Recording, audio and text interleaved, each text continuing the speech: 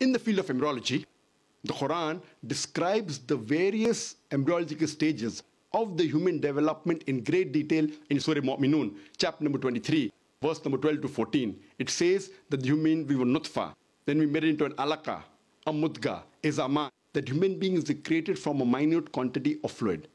Then it made it into alaqa, that is a leech-like substance. Then made it into a chewed-like lump. Then made it into bones. Then clothed the bones with flesh.